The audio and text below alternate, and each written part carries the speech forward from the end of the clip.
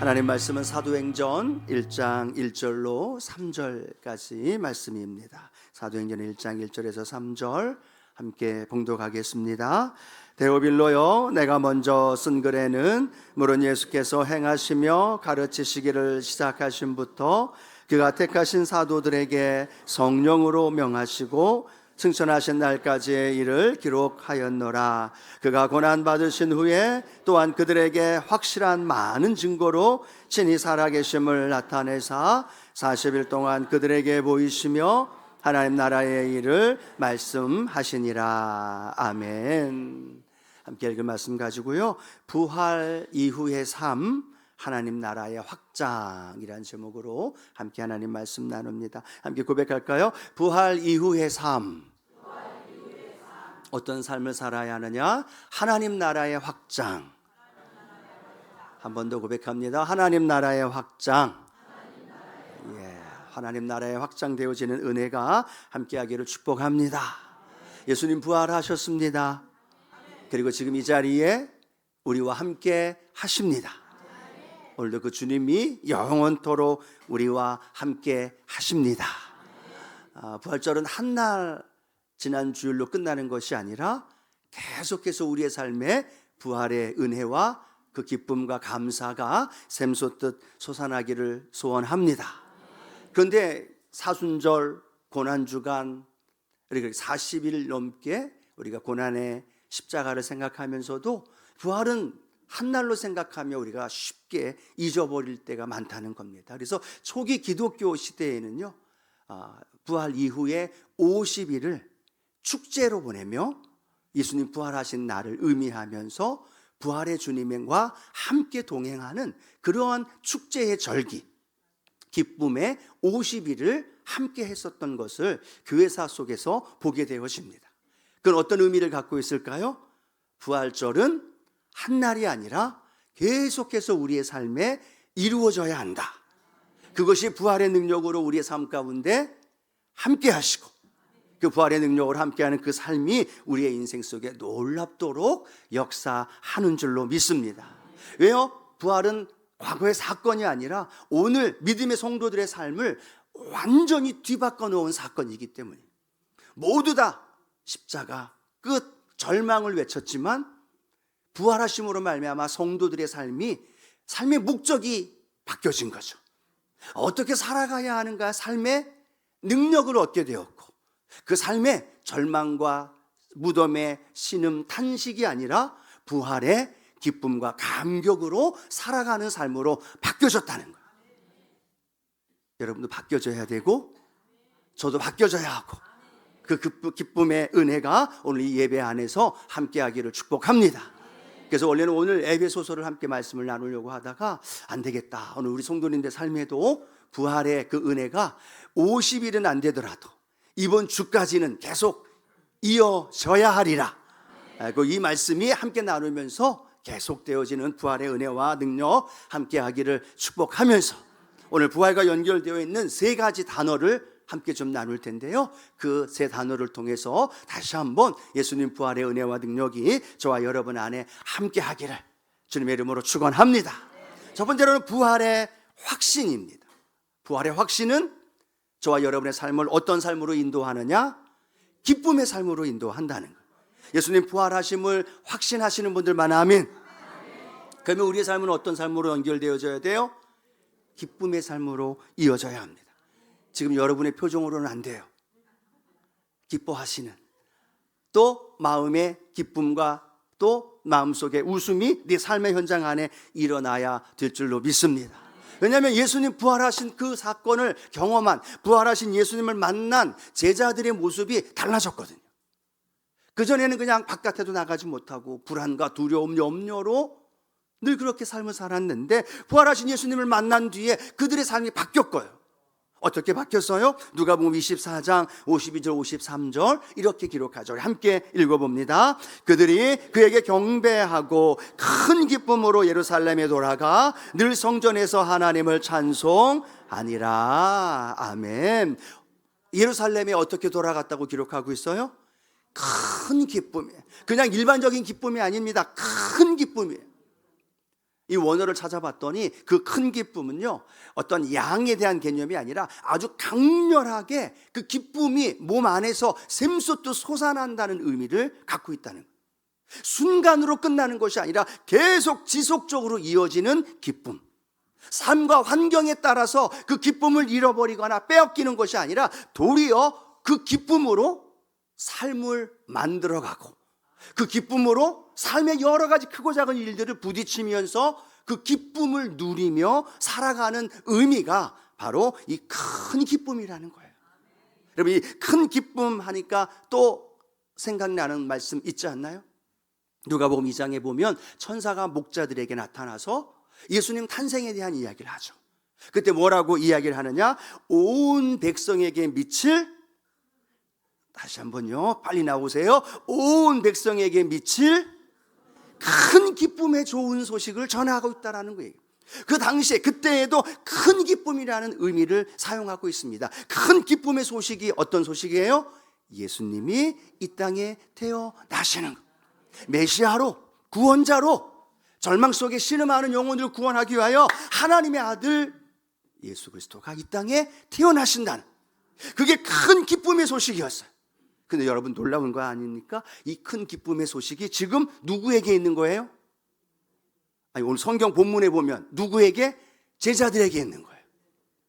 천사가 예언했던 예수님 태어남의 큰 기쁨이 이제는 십자가 달려 죽으시고 다 이루셨고 부활하신 예수님을 만난 제자들의 마음에도 어떤 기쁨이 있어요? 큰 기쁨이 있다라는. 오늘 저와 여러분의 마음에도 그러면 어떤 기쁨이 있어야 됩니까? 큰 기쁨이 우리 안에 있어야 되는 거죠. 아, 제자들이 믿었던 예수님이 내가 믿는 예수님이지. 제자들이 믿었던 하나님의 아들 메시아가 내가 믿고 있는 메시아 하나님의 아들이지. 아멘이신가요? 그분이 사망 권세 깨뜨리시고 삶의 무거운 짐들 다 해결하시고 부활하셨어. 이게 믿어지니까 그 마음속에 어떤 마음? 슬픔과 염려와 불안과 두려움이 한 길로 왔다 일곱 길로 떠나가고 그 마음의 기쁨이 샘솟듯 솟아나게 된 줄로 믿습니다. 그 샘솟는 솟아나는 그 기쁨은 삶에 어떤 문제가 없어서가 아니에요. 위기가 없어서가 아니에요. 삶의 크고 작은 문제는 그대로 있고 어쩌면 더 큰 어려움이 제자들에게 다가올 수도 있었다는 겁니다. 그런데 제자들은요, 그 위기가 다가오고 그 어려움이 다가오고 때로는 삶에 다가오는 박해가 다가와도 도리어 그 기쁨으로 그 박해를 이기더라는 거예요. 성경 말씀 볼까요? 사도행전 5장 41절 말씀 같이 한번 읽어봅니다. 사도들은 그 이름을 위하여 능력받는 일에 합당한 자로 여기심을 기뻐하면서 공회 앞을 떠나니라. 아멘. 예수 그리스도의 이름을 위하여 능력받는 거, 신문받고 옥에 갇히고 채찍질 당하고 몸에 피투성이가 되는 일, 그 일을 당하면 마음이 불평이, 원망이 생겨날 수밖에 없죠. 그런데 성경은 어떤 단어로 연결하고 있느냐? 기뻐하면서. 아, 내가 예수님 때문에 채찍당하고 예수님 때문에 고난당하는 것, 이것이 원망과 불평이 아니라 도리어 기뻐하면서 공회 앞을 당당하게 떠나가고 있는 제자들의 모습. 오늘 여러분, 이 모습이 제자들의 모습이어야만 할까요?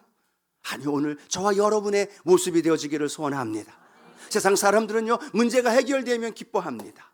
원하는 직장에 가면, 원하는 학교에 학점이 나오면 기뻐하고 즐거워합니다. 그런데 그것이 이루어지지 않으면 어떻게 해요? 불안해하고 낙심하고 짜증내고 분노한다는 거죠.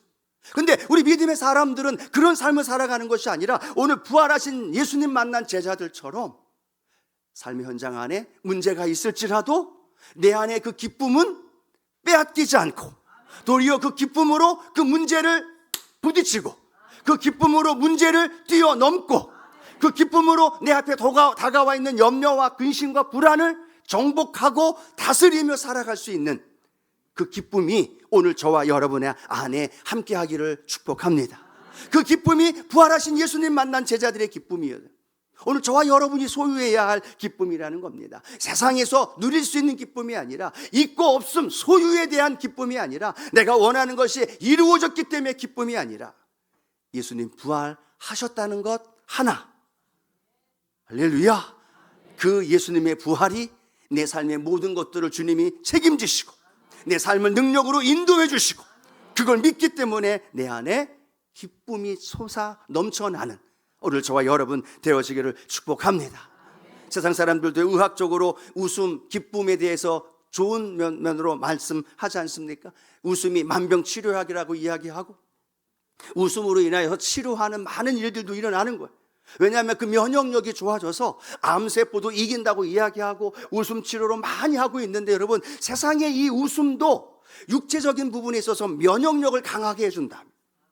그렇죠? 그럼 영적인 우리의 기쁨, 주님 만난 부활하신 주님이 내 주님이 되시고 그 주님으로 오늘도 내가 살아가고, 그러면 그 기쁨은 우리의 삶에 다가오는 수많은 영적인 도전과 위기와 아픔 속에서도 우리가 넉넉히 이길 수 있다는 거예요. 그 기쁨이 오늘 내 안에 가득 차면 할렐루야, 내 삶에 문제가 있어도요 그게 문제가 되지 않아요. 어려움이 있어도 어려움이 되지 않아요. 앞이 캄캄해도 그게 불안해하지 않아요. 왜? 주님이 부활하셨고 그 주님의 부활이 나의 부활이고 그 주님이 내 삶의 문제를 해결하시는 능력의 주님임을 믿기 때문에 그 기쁨 안에서 저와 여러분 살아가기를 소원합니다. 그래서 그 기쁨은요 하나님의 선물이라는 거예요. 또한 그 하나님의 선물인 동시에 그 선물에 대한 성도의 반응이 기쁨이라는 거예요. 이해가 되십니까? 하나님이 선물로 예수 그리스도 안에서 저와 여러분에게 기쁨을 주셨어요. 그 기쁨을 받으신 분들만 아멘. 그 받으신 분들의 삶이 선물에 대한 성도의 반응이 기뻐함으로 살아가는 거예요. 오늘 저와 여러분의 삶에 그 은혜를 이루기를 소원합니다. 오늘 유명한 기독교 변증가였던 C.S. 루이스는 예기치 않는 기쁨이라는 책에서 그렇게 얘기를 합니다. 기쁨은 천국에서 온 전령과도 같다라고 말합니다. 즉 천국에서 우리에게 전령을 보냈어요. 근데 그 전령이 무엇으로 우리에게 표현하느냐? 기쁨이라는 거예요. 그 기쁨을 내가 맛보고 그 기쁨 안에서 살아가는 삶을 살아갈 때 내가 천국으로 올라가고 있는 신호라는 거예요. 물론 성경에 기록되어 있지 않지만 이 변증가를 통해 우리에게 주시는 대단한 깨달음은 놀랍다는 거죠. 아, 내가 기쁨의 삶을 오늘 누리며 살아갈 때 내가 주님 만나는 본향으로 걸어가는 천국을 향해 걸어가는 신호, 사인이라는 거예요. 믿지 않는 남편에게, 주변에 예수님 알지 못하는 사람에게 내가 지금 천국으로 올라가고 있습니다. 내가 지금 예수 믿는 믿음의 삶을 성도로 살아가고 있습니다. 그것을 무엇으로 보여줄 수 있다? 기쁨으로 보여줄 수 있다는 거예요. 그들은 몰라요. 그들은 이해할 수 없어요. 그런데 나는 그 기쁨이 차고 넘치는 거죠. 그 기쁨이 내 안에 가득하고 그 기쁨으로 문제를 이겨나가고, 저 사람 뭐가 저렇게 좋아서 늘 기뻐하지? 아, 저분은 늘 왜 저렇게 웃고 다니지? 이유가 없어요. 똑같이 아픔이 있고 똑같이 문제가 있고 똑같이 고난이 있는데 이유가 있다면 단 하나, 부활하신 예수님이 그분과 함께 하는 거예요.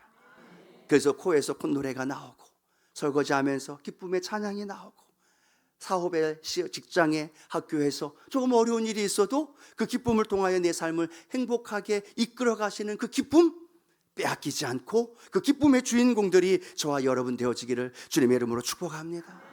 오늘 우리가 새생명 행복축제 블레싱데이로 함께 합니다. 그 믿지 않는 사람들을 교회로 데리고 오는 가장 중요한 증명을 우리가 뭘로 할 수 있어요? 내 안에 기쁨이 있기 때문에. 염려하고 짜증내고 교회 한번 같이 가자고 예수님 믿자고 이야기하면서 인상은 인상대로 다 쓰고 문제가 있다고 자식 문제 얘기하고 그렇게 힘들고 어려운 이야기를 다 쏟아부으면서 교회 나오라고 하면 나와요, 안 나와요? 안 나오죠. 저 사람 나보다 가진 게 별로 없는데, 자녀들도 나보다 더 잘 되는 것 같지 않은데 그래도 늘 찬양하면서 기뻐하면서 웃으면서 그 기쁨이 넘치는 삶. 아멘이시죠? 우리 여도 순복음 소원교회 성도님들 되어지길 축복합니다. 그 모습 보면서 살던 옆에 계신 분이 교회 가자, 예수님 믿자 그럴 때 얼른 따라오는 거죠. 당신이 그 기쁨, 당신이 늘 그렇게 찬양하면서 노래하면서 함께했던 그 기쁨 나도 좀 맛보고 싶다. 이제 삶에 보고 뉴스를 보고 주변을 보면 짜증만 나고 절망만 하고 물가는 올라가고 어떻게 살아갈지 모르니 암담한 상황, 당신의 마음속에 샘솟듯 솟아나는 그 기쁨 나도 좀 누려보자. 그리고 함께 교회에 나와서 함께 믿음의 길을 걸어가는 것, 그것이 바로 새생명 행복 축제가 되어지는 것. 그게 바로 성도의 저와 여러분의 삶이 되어져야 하고, 그 삶을 통하여서 많은 이들에게 함께 하기를 축복합니다. 여러분, 여기서 예배를 드릴 때도요, 기뻐해야 돼요. 조심스럽게 기뻐해야 돼요. 내 옆에 있는 분이 초신자이고 내 옆에 있는 분이 힘든 분인데 옆에서 찬양하면서 기뻐하는 내 모습, 그 모습 보면서 그 옆에 있는 분이 위로를 얻게 되어지고 그 기쁨의 주님을 만나게 되어지는 그 은혜를 저와 여러분 안에 넘치도록 날마다 기뻐하며 살아가길 축복합니다. 오늘 제가 굉장히 기뻐하게 하려고 지금 말씀을 전하는데 워낙 생긴 게 이러다 보니까 기쁨이 표현이 안 돼요. 여러분이라도 좀 웃으면서 기쁨의 표현을 좀 지어가면서 그 기쁨의 은혜 누리기를 소원합니다. 예배 끝나고 돌아가실 때, 주차장에 가실 때 기쁘게, 할렐루야, 누가 내 발 밟고 누가 좀 밀어도 짜증내지 말고 기쁘게 할렐루야 하면서 함께 나아가면서, 저 교회에서 나오는 성도들 보면 웃음이 늘 넘치고 기쁨이 하하호호가 넘쳐난다, 그렇게 소문나야 주변에 있는 사람들 우리 교회에 오고, 나도 당신이 믿는 예수 좀 믿고 싶다고, 제발 교회 좀 데리고 달라고 못 이기는 척하면서 교회 데리고 오는 그런 은혜가 우리 안에 있게 되길 축복합니다. 또 하나, 오늘 본문은, 성경은요, 우리에게 그 기쁨은 개인의 기쁨으로만 끝나지 않더라는 거예요. 공동체의 기쁨으로 연결되어져요. 자, 우리 사도행전 2장 46절 말씀 함께 읽어봅니다. 날마다 마음을 같이하여 성전에 모이기를 힘쓰고 집에서 떡을 떼며 기쁨과 순전한 마음으로 음식을 먹고. 아멘. 혼자의 기쁨은 사그라들 수 있으니까 교회 공동체 안에서, 성전 안에서 말씀을 나누면서 국수를 먹으면서 떡을 떼면서, 할렐루야, 그 안에서 기쁨이 누려지는 거예요. 나는 화가 날 일이 있는데 옆에 있는 분 이야기를 들어보니까 저분이 더 화가 날 일이 많아. 기쁨인 거죠. 그런 비교되어지는 기쁨만이 아니라 내 기쁨 안에 있는 예수 그리스도를 함께 삼큐 나눔으로, 구역 모임으로, 국수로 교제하면서 내게 주신 기쁨을 나누고 함께 교제하면서 나의 기쁨이 우리의 기쁨이 되고, 할렐루야, 우리의 기쁨이 믿지 않는 자들의 기쁨이 되어지는, 그것이 오늘 기쁨을 맛본 저와 여러분의 삶에 나타나게 되기를 축복합니다. 자, 그 기쁨이 우리 안에 함께하는 이 부활의 확신은 저와 여러분 삶의 부활의 내용, 하나님의 나라로 이루어진다는 거예요. 그렇죠? 예수님 부활하신 다음에 이 땅에 며칠 동안 머물다가 승천하셨을까요? 40일 동안이에요. 바로 승천하셔도 되는데 예수님은 40일을 머물면서 예수님의 관심사, 예수님이 하시고 싶으신 일을, 그 일을 행하시더라는 거예요. 그 40일 동안 예수님은 뭘 하셨을까? 여러분 한번 생각해 보시겠습니까? 여러분 40일만 이 땅에서 산다고 생각하면 뭐 하시겠어요? 늘 전도, 할렐루야. 여행에 관심 있는 분은 여행, 전도에 관심 있는 우리 권사님은 전도, 자기가 관심 있는 거에 그 일 하지 않겠어요? 그런데 예수님 40일 동안에 성경에 보니까 뭐 하셨느냐? 이렇게 기록합니다. 사도행전 1장 3절이죠. 그가 고난받으신 후에 또한 그들에게 확실한 많은 증거로 친히 살아계심을 나타내사 40일 동안 그들에게 보이시며 하나님 나라의 일을 말씀하시니라. 아멘. 뭘 하셨다고요? 하나님 나라의 일을 말씀하셨다는 거예요. 하나님 나라가 늘 관심이 있었던 예수님. 그래서 남은 40일도 하나님 나라 일을 말하는데 모든 시간과 모든 여건과 환경을 사용하시는. 왜 그랬을까요? 예수님 처음 이 땅에 오셔서 처음 증거하실 때도 뭐라고 증거하셨어요? 회개하라, 천국이 가까이 왔네. 비유를 설명하면서도, 수많은 사람을 만나면서도 예수님의 관심사 늘 하나예요. 하나님 나라. 잃어버린 영혼들에게 하나님 나라를 심어주는 거예요. 아들이 죽었어요. 과부인데 아들 죽음 때문에 절망과 신음, 탄식 속에 눈물 짓고 통곡하며 걸어가고 있는 그 나인성 과부, 그 과부에게 하나님 나라를 주고 싶은 거예요. 그러니까 그 주님이 그 여인을 만나고 그 아들을 살려주실 때 그 여인의 마음에 하나님의 나라가 임하면서 그 영혼이 살아나는 은혜가 있는 줄로 믿습니다. 아들이 어렸을 때부터 불에 들어가고 물에 들어가고 자살하려고 그렇게 신음하고 있는 귀신 들린 아들, 그 아들 모습 보고 있는 아버지의 마음이 얼마나 힘들겠어요. 그 아버지가 예수님 만나면서 그 아버지의 아픈 마음을 토로하자 예수님이 그 아버지에게, 그 아들에게 하나님 나라 주고 싶은 거예요. 그래서 하나님 나라로 그 아들에게, 그 영혼에게 주자 귀신이 떠나가고, 그 아들 바라보면서 눈물 짓고 탄식했던 아버지의 마음이 하나님의 나라가 이루어지더라는 거예요.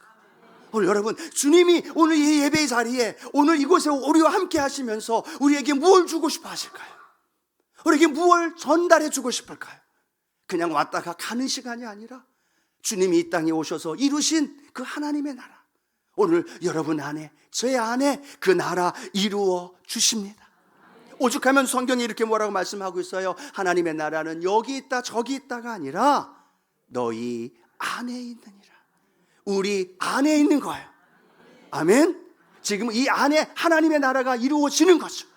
마음에 기쁨이 있고, 마음에 감사가 있고, 마음에 찬양이 흘러 넘치고, 아멘이 터져 나오고, 끝까지 아멘이 나올 때까지 해야 되는 상황인가? 그렇죠? 그런 은혜가 있는 이곳이 바로 하나님의 나라예요. 그 하나님의 나라를 오늘 주님이 우리에게 주기를 원하는 거예요. 혹시 여러분 삶 속에 자녀들 때문에, 아니면 물질 때문에, 아니면 건강 때문에 힘들어 아파하고 절망 속에 있는 분 계시나요? 내 삶에 아침에 일어나도 해야 할 일 때문에 버겁고, 퇴근하면 집안일 해야 되고, 육아로 경쟁 치열한 사회, 그것 때문에 힘겹고 어려운 삶을 살아가고 계시나요? 그 주님이 우리 마음 가운데 함께 하시면서 우리에게 무엇을 주고 싶어 하실까요? 하나님의 나라예요. 하나님이 다스리시는 나라, 하나님이 통치하시는 그 나라, 그 나라로 오늘도 주님이 간절히 원하는 건 제 안에, 여러분 안에, 여러분 가정에, 여러분 사업장에 하나님의 나라 이루기를 원하신다는, 그 하나님의 나라 이루어지는 역사가 있게 되길 축복합니다. 예를 들어 이렇게 생각해 보십시오. 면접을 봐야 하는 청년이, 크리스천 청년이 이 면접 떨어지면 또 다시 또 언제 면접 보고 합격해야 되고 또 취업해야 줄 모르는 불안함 때문에 이 면접을 꼭 합격해야 된다라는 그 마음이 간절할수록 그 마음은 어떤 마음이 들까요? 떨려요. 불안해요. 어찌할 바를 몰라요.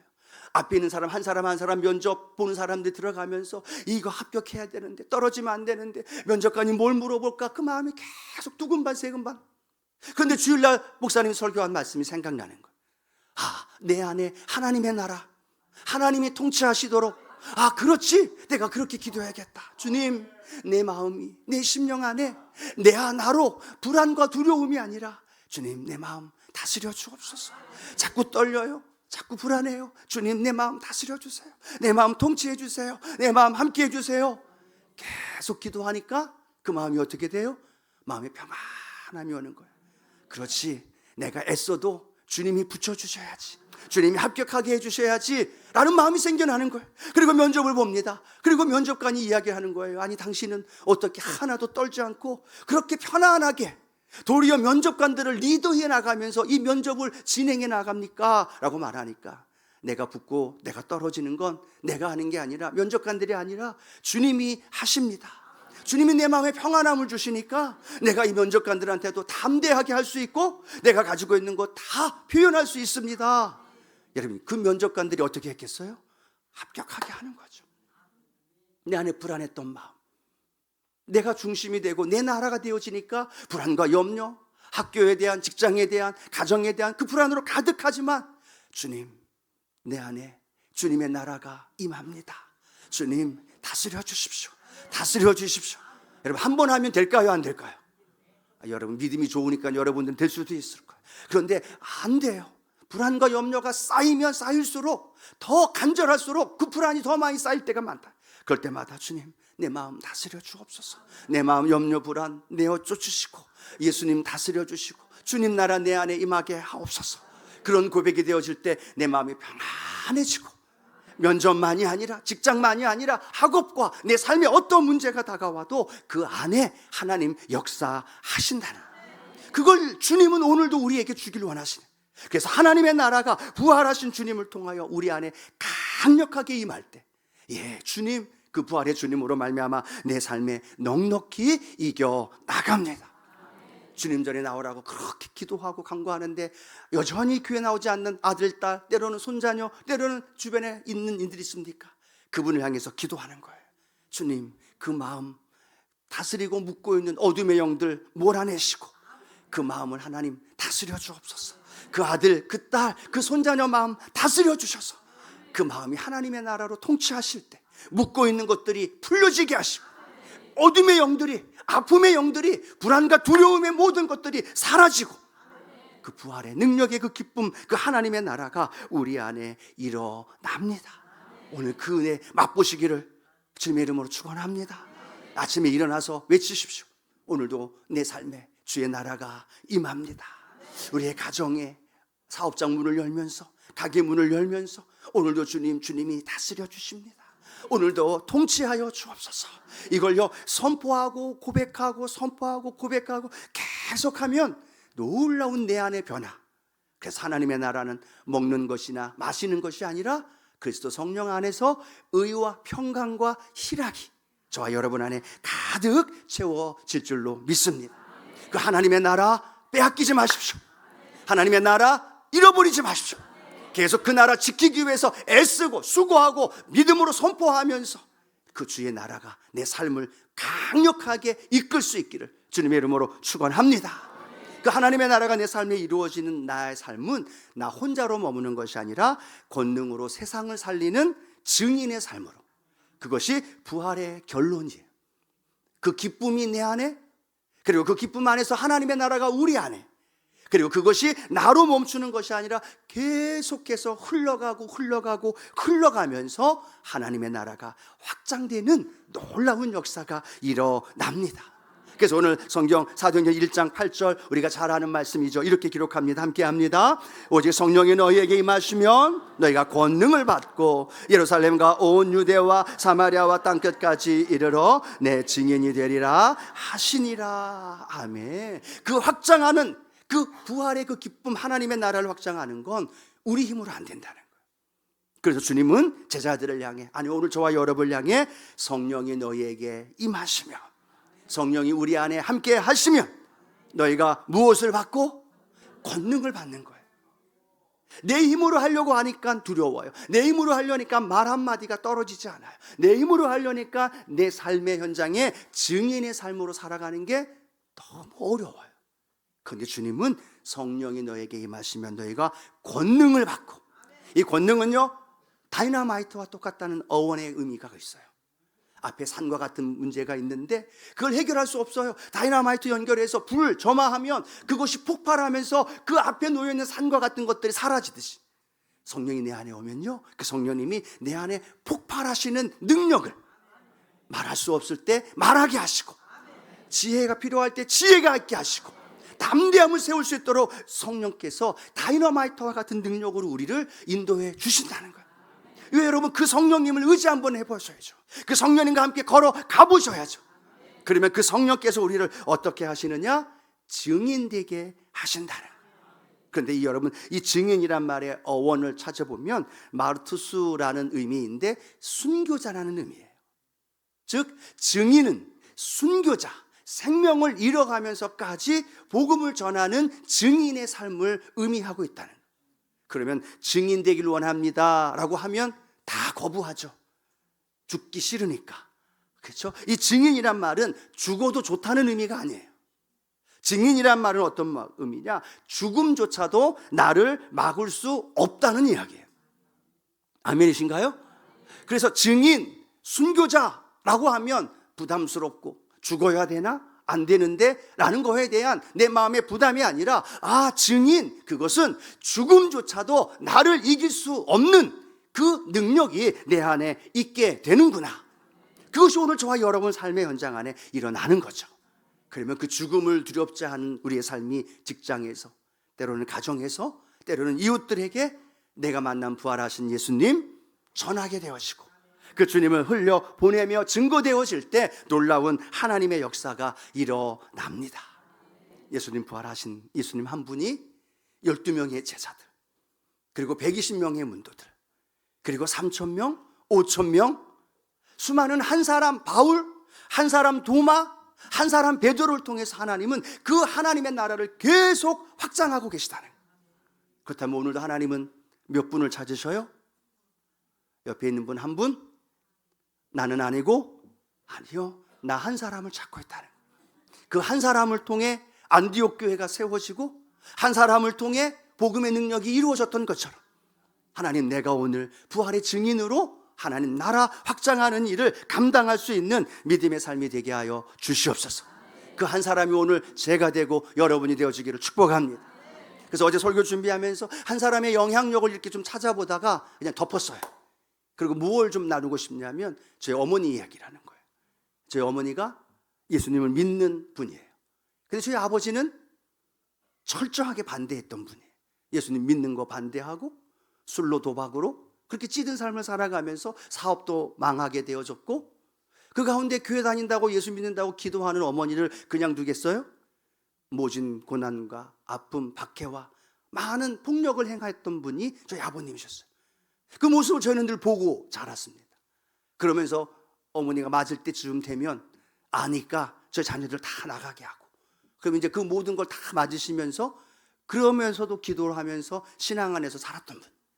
근데 놀라운 건 그 어머니의 간절한 기도를 하나님이 들으셨을까요? 안 들으셨을까요? 들으셨어요. 제가 청소년 나이에 아버님이 결국 교회를 나가기 시작합니다.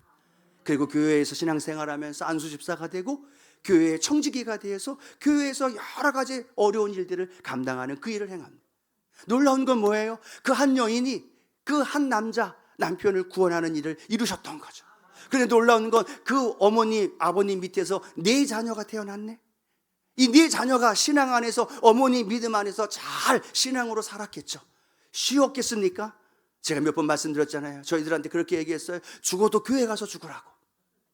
감기 걸리고 몸이 아파도 무조건 일어나게 하고 무조건 교회 가서 죽으라고 이야기할 만큼, 왜요? 본인이 그 믿음 안에 살았거든요. 그러다 보니까 우리 자녀들한테도 그렇게 얘기를 했어요. 그 자녀들이 결혼을 하고, 그러니까 4명에서 결혼을 하니까 몇 명이 돼요? 8명이 돼요. 8명이 한 가정 안에서 신앙생활을 잘하고 있는 겁니다. 근데 얼마나 감사하냐면 8명이, 4가족이 결혼해서 몇 명을 낳게요? 8명을 낳습니다. 제가 3명 낳고 형님 이렇게 해가지고 따지니까 8명을 낳았어요. 그럼 총 몇 명일까요? 16명입니다. 16명이 신앙생활하면서 함께 신앙생활해요. 그런데 감사한 거, 그 자녀들이 또 결혼을 했네. 그래서 지금 제 손녀도 저 뒤에 와 있어요. 오늘 처음 나들이 와서 오늘 함께 예배를 드리고, 오늘 나은이도 함께 와서 예배를 드리고 너무너무 제가 기쁜데, 그래서 그 손주들 낳는데 5명 또 낳은 거예요. 그럼 총 몇 명일까요? 알아서 해결하세요. 그 자녀가 믿음 안에서 신앙생활하고 있어요. 어머니 한 분이, 여인 1명, 늘 아버님께 맞았던 그 영향 때문에 늘 아파서 힘들었던 어머니. 그럼에도 기도를 놓지 않았던 그 어머니가 그 믿음 포기하지 않고 남편 구원하고 자식 넷 신앙 안에서 또 믿음 안에 있는 자매들 만나 가정을 이루고, 그 자녀들에게 또 신앙을 유산을 흘려보내고, 그 자녀들이 또 결혼하고, 그리고 자녀 낳아서 20명, 22명, 그 이후로는 더 많은 신앙의 가문이 흘러가겠죠. 누구 한 사람 때문에? 어머니 한 사람. 어머님이 포기했다면, 얻어맞는 것 때문에, 폭력 때문에 힘들어서 못 살겠다고 신앙을 포기했다면 제가 있었을까요? 믿음의 사람들이 있었을까요? 신앙 안에서 지금 20명 넘는 신앙의 사람들이 존재할까요? 아니요. 끝까지 여리고 여린 그 여인 1명이 신앙을 지키면서 남편과 그리고 자녀들, 그리고 믿음 안에 살아가면서 함께했던 그 신앙이 지금까지 흘러가고 있는 것이죠. 오늘 여러분은 어떠십니까? 저는 어떨까요? 우리 한 사람이 아버지로서, 어머니로서, 아내로서, 남편으로서 나 한 사람이 내 아들, 내 자녀에게 흘려보내는 신앙의 은혜가 거기서 끝나는 게 아니잖아요. 그 다음으로 연결되어져서 나 한 사람의 영향 때문에 내 아들이, 내 손자녀가 예수님을 믿는 믿음 안에서 천국을 갈 수도 있지만, 내가 잘못 가르치고 내가 잘못 전해줘서 그들이 세상으로 나가고 언젠간 돌아오겠지라는 그런 마음의 믿음도 있지만, 늘 안타까운 마음으로 기도하는 그 마음이 우리 모습에 있지 않을까. 하나님, 내가 그 어머니, 내가 그 여인, 내가 그 한 사람 되게 하여 주셔서 우리의 삶의 신앙의 가문이 계속 흘러가는 일 감당하게 하여 주옵소서. 오해도 받아요. 저희도 어머니 얼마나 또 때로는 미워했는데요. 교회 가서 죽으라는 말이 이게 아들에게 하는 말이에요. 그런데도 그렇게 일어나서 버티고 가서 교회 가서 주님 만나고 변화되어지는 그 은혜가 있다는 이야기죠. 오늘 저와 여러분의 가정에, 우리의 삶의 현장 안에 이 은혜 한 사람의 증인되는 그 삶, 오늘 우리 안에 일어나기를 축복합니다. 내 아들, 딸 바라보면서 반드시 그런 일이 일어나리라. 내 손자녀 바라보면서, 우리 교회의 다음 세대들 바라보면서 그 일이 일어나리라. 그런데 믿음의 결단과 선포가 우리 안에 일어나기를 원하고, 오늘 새가족으로 함께하는 분들 우리가 축하해 주면서 그분들의 삶에도 이 증인된 복된 은혜가 넘쳐나기를 주님의 이름으로 축원합니다. 말씀을 맺기를 원합니다. 하나님의 나라, 그 부활의 은혜는 기쁨이, 그리고 하나님의 나라가 우리를 증인된 삶으로 인도해 주시는 것 기억하시면서 하나님의 나라 마음껏 이루며 살아가는 우리 모두가 되기를 축복합니다.